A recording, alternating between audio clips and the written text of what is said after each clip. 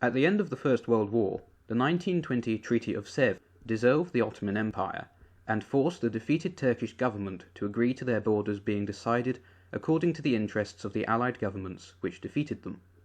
It came amid a war by Turkish nationalists to push Allied occupiers out of their country, and also led to a continuation of the Armenian, Greek and Assyrian genocides which the Ottoman Empire's government had begun several years earlier. The leading figure behind the war was an army officer called Mustafa Kemal Atatürk. He eventually won the war in 1923 and became the first leader of the Turkish Republic.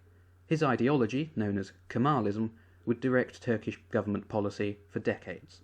Nationalism would play a huge part in this new Turkish state. Having been part of the very ethnically and culturally diverse Ottoman Empire for centuries, many Turkish felt that they had to define what exactly it meant to be Turkish in an age where their borders were being changed and overrun by foreign governments. This also meant that a single Turkish cultural identity was deemed necessary by nationalists, so Kurds, Circassians, and other ethnic groups were expected to conform to whatever it meant to be Turkish at the expense of their own identities, which were often legally deprived from them. Atatürk viewed these groups clinging to their own cultural identity as liable to become the enemy's instruments, feeling that different cultural identities could pose a threat to Turkish territorial integrity. The Kurds were not even referred to as Kurdish, but as Mountain Turks.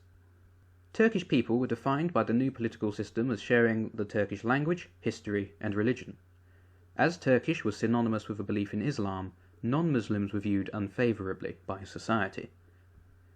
But, even though Islam was seen as important, Atatürk wanted it as an institution to have no place in Turkish politics.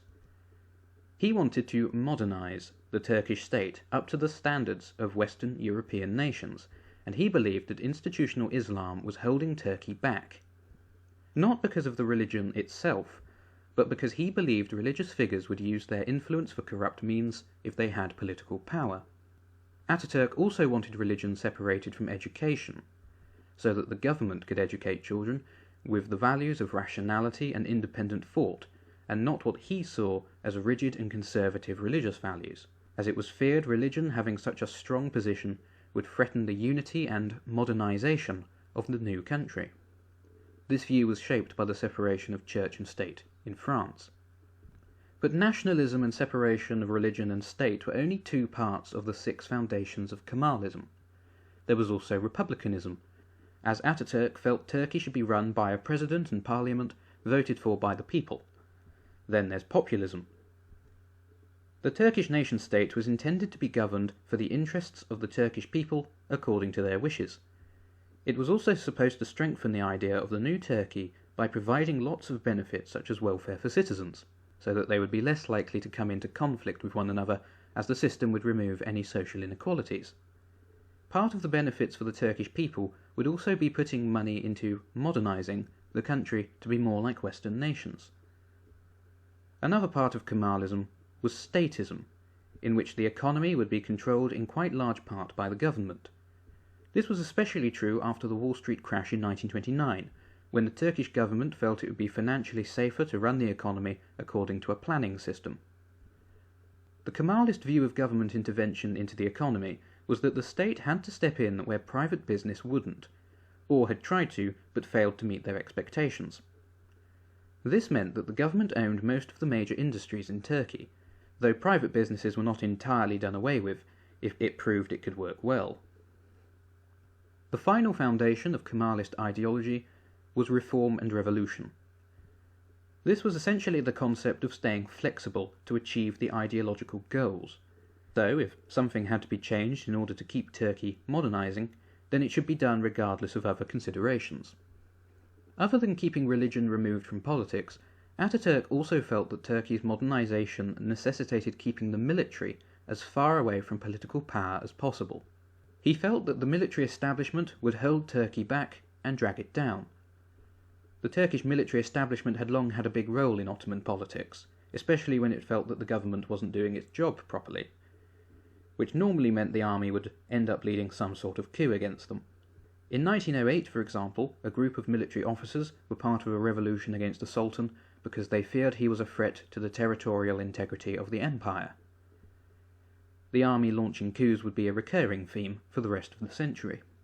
Because the Turkish government was dedicated to protecting the territorial integrity of the state and becoming more like Western Europe, this would massively shape their policy decisions. For instance, from the earliest days until the late century, Turkish governments were persistent in trying to join Western institutions. In the aftermath of World War I and the Turkish War of Independence, this was a controversial topic within Turkey, as the one big thing to join was the League of Nations, the same organisation which had enforced the Treaty of Sèvres back in 1920, which many Turkish nationalists hated as it imposed rules and decisions upon their nation they had no control over. Also, they saw it as an attack on Turkish unity, as they alleged it was too favourable to the Kurds because they had local autonomy. So, basically, it did the barest of the bare minimum, yet the nationalists saw that as too much. But Kemalism stressed westernisation of Turkey, and so the government was determined to join the League of Nations. This they did in 1932. Also, because they were dedicated to protecting their territorial integrity, Turkish governments were very unwilling to join in any wars. The reason was that the last time they got involved in a foreign war, they ended up being carved up and occupied. They didn't want to go through all that again. The Turkish military wasn't idle, though, as it spent a good part of the 20s and 30s fighting to crush Kurdish independence movements. When World War II came along, Turkey's government stayed neutral, despite both sides trying to get them to join. The Turkish government felt that joining would see Turkey destroyed for no gain. In 1943, Roosevelt and Churchill decided between themselves that Turkey had to be made to join their side soon, but the Turkish president did not trust either the British or Soviet governments not to try to split Europe into spheres of influence, as Turkey would clearly be in the Soviet government zone. In the president's eyes, joining the war could see Soviet troops invade Turkey under the false pretext of helping its weak military to save it from a possible German invasion, making Turkey a Soviet government-occupied territory. At least if they stayed out of the war, Stalin wouldn't have a chance to try and use that excuse. Also, the Turkish government didn't want to see Germany destroyed, as that would weaken the balance of power in Europe, opening the doors for Russian government control of the eastern continent. But the Allies were firmly committed to the unconditional surrender of Nazi Germany's regime, and weren't going to change their minds. The Turkish government was certainly more pro-British and American governments rather than pro-German government, but they weren't willing to side with the Russian regime. The Allies would try to pressure the Turkish government to join their war for the next 2 years, and they finally did in February 1945, when the German government was so close to losing that Turkey was at no threat of invasion, and so the Russian regime could not invade. But they also joined because being one of the Allies meant they could join the United Nations and be at the peace conferences. This was a continuation of the Kemalist aim of being more closely aligned with the modern West. After World War II was the Cold War, and now Turkey as a nation took on a very big importance for the United States government.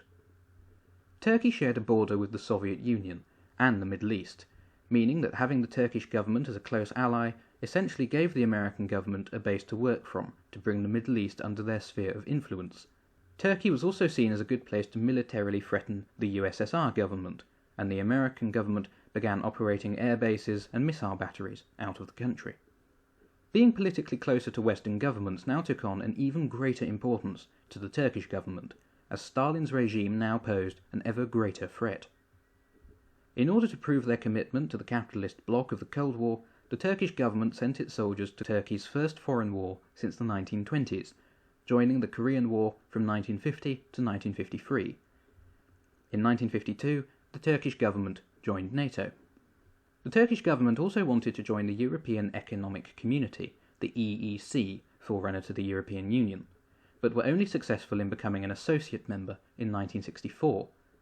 The EEC didn't want Turkey to be a full member on account of their government's abysmal human rights record and refused their application every time. The Greek government, the Turkish government's long-standing regional enemy, was very persistent in vetoing any of their attempts. This wasn't helped by Turkish and Greek governments coming into conflict in Cyprus in 1974, when Greek Cypriots attacked Turkish Cypriots and the Turkish government responded with an invasion of the island, occupying over 1/3 of it to this day. During the Cold War, the Turkish military would take a more active role in deposing governments they disliked, launching 3 coups between 1960 and 1980. The big feeling among senior military officers was that the government wasn't doing enough to stamp out Kurdish nationalism, which they saw as a threat to Turkey's existence, and was one of the major reasons for them launching a coup in 1980. Middle Eastern politics in the 1970s and 80s, and the winding down of the Cold War, were a very significant time for Turkish government's foreign policy, and would play a huge part in how they would act when Saddam Hussein invaded Kuwait in 1990, which the Turkish government saw as an existential threat to their country and their political interests.